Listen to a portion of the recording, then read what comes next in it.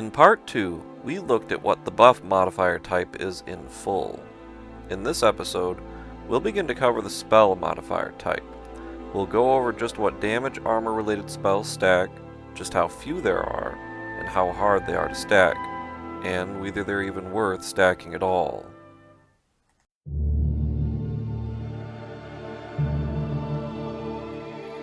Let's take a brief moment to look at Dane's spell.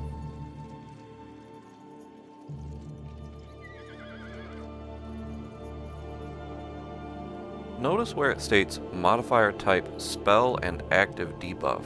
The spell part is what we'll focus on here. This is one of the spells stating that it stacks with buffs, leadership, and other spells. Not all spells explicitly state this, but this is how all spells work.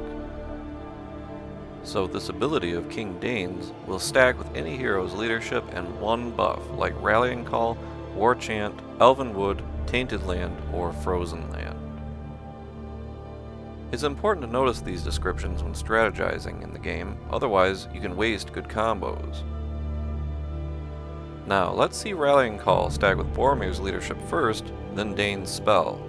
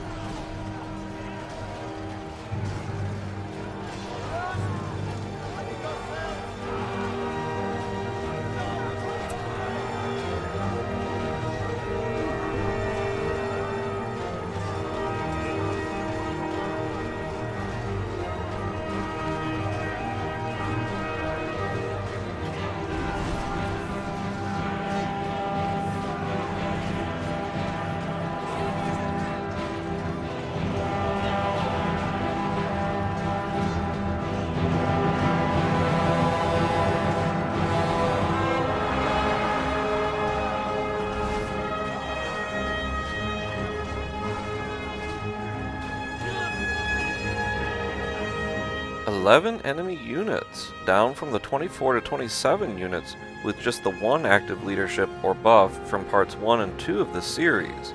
So as you can see, stacking buffs with leadership is actually very effective indeed.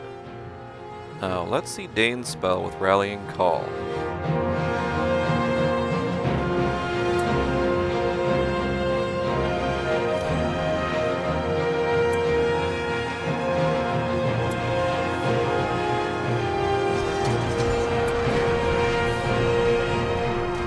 It should be noted again that their two leaderships do not stack, so only one is active now.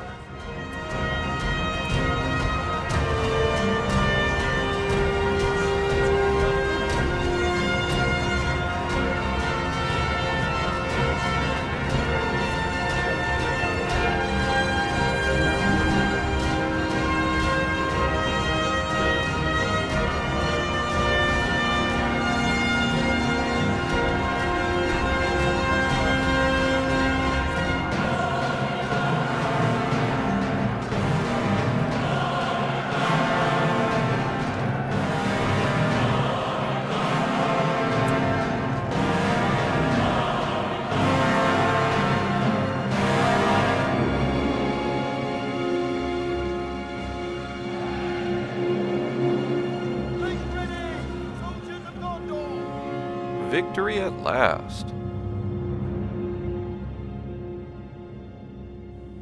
As you can see, this leadership buff spell combo can effectively turn your tier 1 cheap and non-upgraded units into tier 2 units, all without even upgrades. The leadership system, even in vanilla, cannot be underestimated. In section B, we'll look at how effective stacking spells themselves can be, how hard they are to stack, and whether they are even worth stacking in the first place.